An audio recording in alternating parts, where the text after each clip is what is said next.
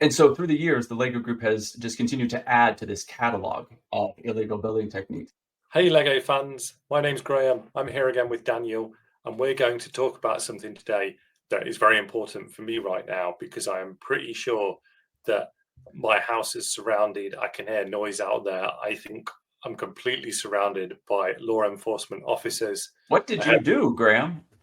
I don't know. I think some guy said his name was like Chase McCain or something. And I think I know. I think it's because I've been using my Lego bricks illegally. Oh, well, Graham, I have good news for you. You are okay.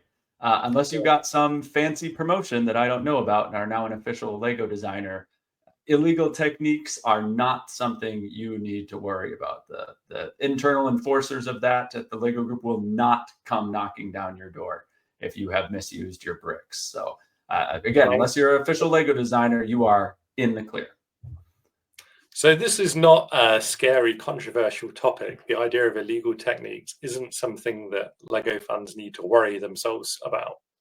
Not a bit. No, this is something that is there. As far as the Lego Group is concerned, for fans, there is no such thing as an illegal building technique, full stop.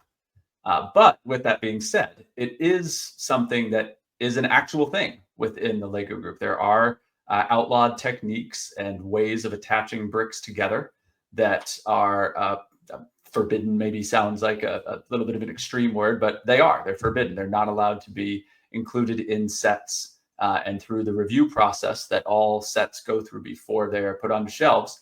Anything that does not meet this strict criteria will be removed from the set, whether it's a function or just a detail or some way, some fundamental part of the build. Those will be weeded out throughout the review process. And there's a lot of reasons for that. It's not that the Lego Group is trying to be mean or enforce some arbitrary set of rules. There are actually very specific reasons for each of the things that are classified as illegal techniques. And then above that, there's kind of this overarching rationale for why they have this category of illegal techniques at all. And what are some of the reasons that these techniques are ill-advised, or like the Lego Group doesn't want to use them in the models? Yeah, so that's a great question. It kind of gets right to the heart of the issue, which is that, again, as crazy as it may sound to you and I, or some of the people who are watching or listening, the Lego Group is ultimately building and making products for children. And the terrible situation, the situation that they are trying to avoid at all costs, kind of their nightmare scenario, is that a child will get a Lego set, they'll start building it, and they will become frustrated. Or they finish it and the play experience is frustrating. And if that happens, kids are fickle. They are not going to keep coming back and asking for more of something that they get frustrated with. And so as a result, that really is at the heart of what illegal building techniques are seeking to avoid, is they're trying to remove from the equation anything that could lead to frustration. And so as a result, what they've done is that the Lego Group has really, down to an almost molecular level, studied and categorized the ways that different elements can join together, right? So the classic example is a 2x4 brick. Studs on the top, tubes on the bottom, put them together, and those studs and tubes are going to join and just literally click into place. And when they do, they form something that the Lego Group calls a connector pair, right? Two pairs of elements, and they have connected. That's the oldest, the most classic, and probably the most prevalent of all connector pairs is studs and tubes. However, so the idea of these connector pairs is that they're like specifically intended that these two elements were designed to go together, right? Exactly. And the reason for that is that the Lego Group, again, at the heart of all this is clutch power, right? That classic, well-known aspect of bricks where they grip together in just that kind of very satisfying way. But clutch power within the Lego Group, kind of beneath that kind of well-known facade, is really a lot of science. And so they have figured out the exact right amount of force that two bricks should have in order to hold together two elements. And it's a top secret number. They will absolutely never share that with anyone outside of the company, but it is an actual number that they have defined, measured in newtons. If you remember your high school physics, force measured in newtons, they actually have a number. And so the idea with connector pairs is that they want to get two elements that are designed to connect to grip each other and to hold at as close to that ideal clutch power value as possible. And so what they do is they have figured out, whether it's studs and tubes, whether it's bars and clips, whether it's, elements that go into a minifigure's hand, all of these are being designed in order to achieve as close to as possible that value for ideal clutch power. And so then you can begin to probably see where this is going in terms of illegal techniques. And so those are connector pairs, connections that fall outside of that range one way or the other, right? So you could have a connector pair that results in clutch power that is too weak. And it's interesting, if you've ever encountered or gotten a chance to hold and connect some of the older Lego bricks, things right after the patent back in the 1950s, even the early 1960s. Part of it was material science. Part of it was that they were still just figuring out, dimensions and all of that and figuring out exactly how the brick should be. But those bricks connect very weakly, even if they have studs and tubes. They fall apart real easy. If you go to lift something, a lot of it's going to break apart. I have this lovely old town plan set, and I get why they had to have it on a mat. Because the buildings, you can build something, but it isn't super strong at that point. So that's one type of illegal technique, is things that result in clutch power that's too weak, because then it will lead to the frustration of models falling apart. On the flip side, you can also get clutch power that's too strong. Little hands can't pull certain connections apart. Kind of one of the most well-known of these is if you take a Technic brick, right, with all the Technic holes in the side, the spacing on those is actually ever so slightly, not the spacing, the depth and so some of the dimensions of it are such that if you then took a plate and inserted, or a brick and inserted the studs into those Technic holes, it grips it too tightly.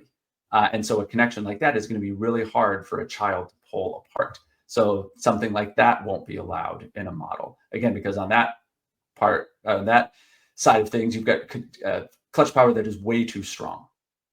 And then the third grouping, kind of overarching grouping of illegal techniques, is connections that stress the bricks too much. So if you imagine like there's those kind of long horn elements like tusks that can fit on the end of like palm tree elements, and sometimes they're used in foliage, sometimes used as tusks of animals. And if you were to take a clip, just any type of clip, just kind of the classic, 1x1 with the clip sticking out the side, and you were to start to slide it down that element, well, that element is tapered. The horn element is tapered. And so as that clip slides down it's going to stress and open that clip more than it should be. And that can damage the brick. And so that's the third kind of illegal connection, is if there's a connector pair where one or both of the bricks will be damaged or could be damaged when that connection is made. So those are probably the ones that, like, as fans, we want to avoid, or at the very least be mindful of the fact that, if we build things this way, we might end up with broken elements or elements that aren't as strong the next time we use them. Yes, you got it. Yeah. So it's again, the first two, sometimes, when you're building something, you need to make some sort of wonky, crazy angle or some sort of connection that might be a little too weak. But it's worth it for the look that you get. I've seen builds where it's these medieval towers that kind of snake their way up, and they're like holding on by a wish and a prayer, but they look amazing. Again, awesome for a fan, awesome to see at a convention, would be maddeningly frustrating for a child.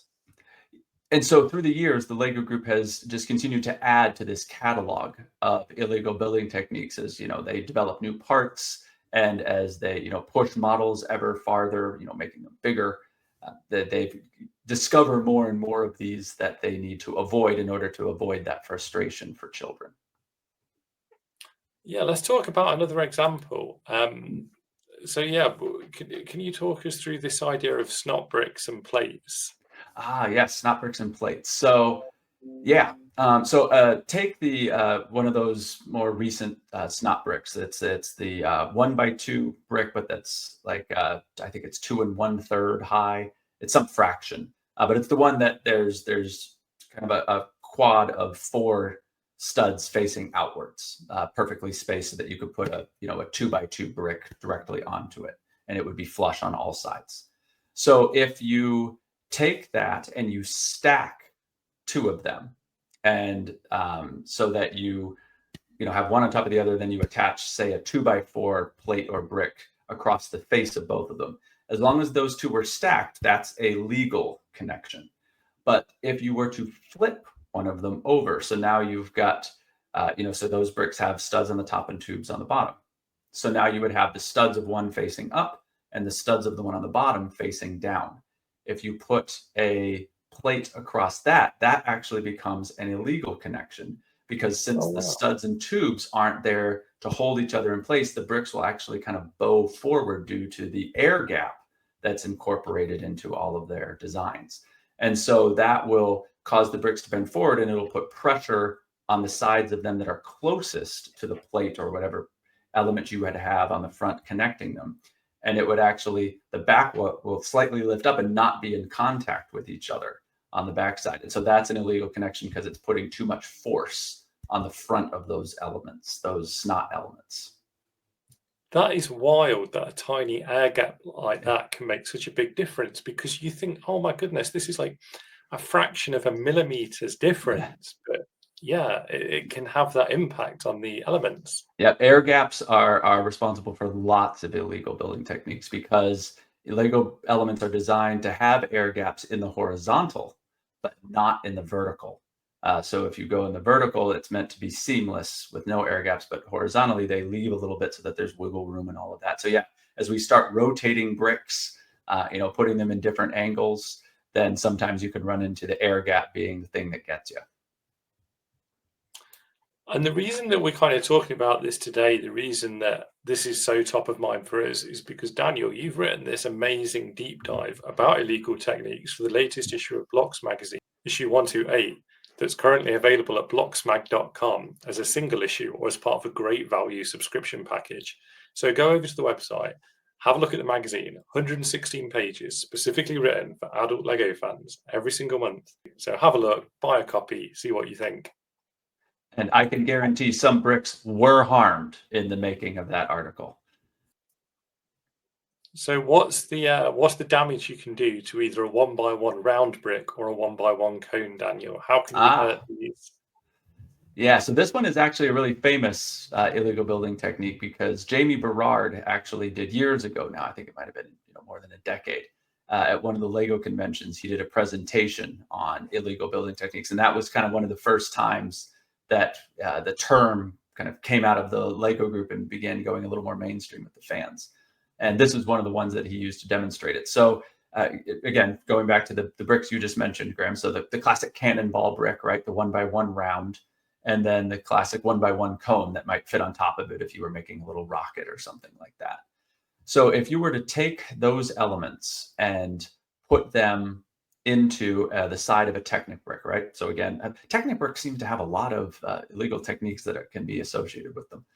But again, now you've got a whole. I feel like there's a tangent there that we must avoid, because I think we could speculate and think about why that might be, right? Stay on target. Stay on target. So imagine, if you will, that you've taken each of these bricks and you've started to insert them into the holes. Well, a cannonball brick has this kind of ring at the top of it, right? Because its width, it doesn't taper. It's the same diameter, the same width all the way down. And so what happens is, as you start to insert it, it's going to, the top of the element at the base of the stud is going to come into contact with the rest of the brick on the outside of the hole. And that's going to stop it from going in any further.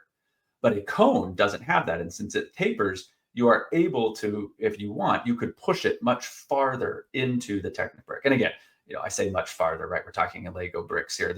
We're talking millimeters of difference, but it matters. When we're down at this scale, those tight tolerances are important. And so what can happen is you can force it too far in. And again, going back to what we were talking about earlier, the 3 types of illegal connections, this becomes one where there's too much clutch power. And it can actually damage either the cone or the Technic hole over time. It's not going to happen right away. If you happen to push it in a little too far, you're not going to immediately end up with deformed bricks. But if that connection was left that way, it could eventually damage the brick. And that's where we kind of get into the materials science side of this. Within materials science, there's this idea of deformation, right? Something that is designed to deform, which all Lego bricks are. That's how we get clutch power, is slight deformations of studs and tubes as they squeeze or are squeezed.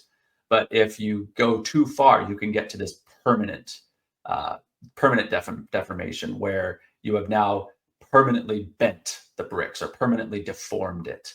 And that at that point, then, it's never going to work the same. And that's what this particular technique would eventually do if it was an addition to being too strong of clutch power. So kind of 2 out of the 3 here, then that is something that can happen, is some connections can be illegal in multiple ways and not just one. That's amazing. It's just so funny when it's two such similar bricks that, like, on the face of it, you just can be popping them in there, and it's not going to occur to you why that might be a problem. Yep. But equally, like, putting a clip onto a tile or putting a clip onto a plate, like, that must be such a common thing that people do with Lego elements, right? Yeah. But even that falls foul of the rules on this, or like the official guidelines that they use internally. So so you're thinking about, like, again, the clips we've been talking about, if it grips like a 2x2 plate or versus a 2x2 tile. So what's interesting here, perfect segue from your observation that bricks that are so similar, one can be illegal, one can't. And here again, one of them is and one of them isn't. So the tile connection, if you clip the edge of a tile, whether it's, back in the day, Johnny Thunder used to hold the maps in his hand, and there's all these times where minifigures will hold tiles, collectible minifigures more recently and things like that. So that is a legal connection. And the reason for it is that tiles have this little ridge on them that ever so slightly makes at their widest point, they're ever so slightly thinner than a standard brick. So from top to bottom, they're the same height, but because of this little ridge, it's almost like it kind of stair steps. It's very subtle. Like you really have to stare at it to see it. But there's this subtle little stair step where the base of a tile is not quite as wide as the top. And because of that, that's just enough. Because again, we're talking about such tight tolerances here. That's just enough to make it so that it doesn't stress the clip beyond the acceptable amount. Whereas the slightly thicker, height of the heights are the same, slightly thicker width of a plate will actually stress that clip a little bit beyond the point where it's considered acceptable. And so as a result, one of them is illegal, one of them isn't. I'm going to spend so much time, like, examining plates and tiles now to look for this difference. Like, who knew that there's a difference in thickness? Yes. Oh, once you start kind of understanding some of these things, it's amazing the degree to which all of these are hiding in plain sight, as we build. And that's the beauty of the Lego system, right? Is that they've created this walled garden where everything just, again, forgive the terrible pun, everything clicks. But it's true. Like, they've created this walled garden where we don't have to think about this because they're thinking about it so much and, not releasing anything into the wild that is designed to not work. They have examined and categorized every combination of connector pair imaginable. And you start to think about that. It's a crazy number, right? I mean, just the number of different types of bricks and elements that can connect and the different ways that they can connect. There's those little bars underneath the bricks, right? Which of a 1x1 wide that, one wide that take the place of formal full tubes, right? Well, a minifigure hand can grab those, all sorts of different things can clip into those. Are those legal connections? Well, they've categorized all of them, and figured it out, which is just crazy. They have thought about this so much. There's so much behind the scenes, material science work, measurement work, design work that is going into this so that it works for kids. Again, it's all coming back to trying to make sure that kids do not get frustrated, because that is a real possibility with Lego toys. It's a real hurdle for some children to be able to come into a set and have success. I remember when I was a kid, for years, and I think partially this is because my dad kind of ignored the age marks on the boxes and got me stuff that was way more advanced than 5-year-old Daniel was ready for. I'm grateful he did, because I ended up with some awesome sets from the 80s. But, for years, I had to have my parents, my dad specifically, build my Lego sets for me. because it was too hard for me. And I think back now, I'm so grateful that he was willing and able to do that, because otherwise I would have been very frustrated if there had been this set on the box and in the instructions that I couldn't, I couldn't get there. So these illegal techniques are a huge part of how the Lego group makes sure that kids don't get frustrated and then can enter this hobby, fall in love with it, and enjoy it. And this is exactly, obviously, illegal techniques or connected pairs don't work. But the beauty of these connected pairs, the beauty of these elements, is that they are so intuitive that when you pick them up and start putting them together, it is super apparent what goes with what, how you connect things to other things, what fits and what doesn't. And yeah, as you've explained to us, like the elegance of this system, Yeah. and the thought that's gone into it is just so apparent every time you open up a box and start putting these things together. But you giving us the deep dive on this and you getting into this nitty-gritty detail, this is why I love having these conversations, man. And if everyone else is as into this and fascinated by it as I am, then be sure to subscribe to the channel, hit the notification bell, do all of that stuff so that you get more of these videos when we get together to talk about whatever Lego thing happens to be top of mind for us that particular week. Relieved to know that I'm not going to be arrested. Yes, you are good. I was about to say is, Graham, you are safe.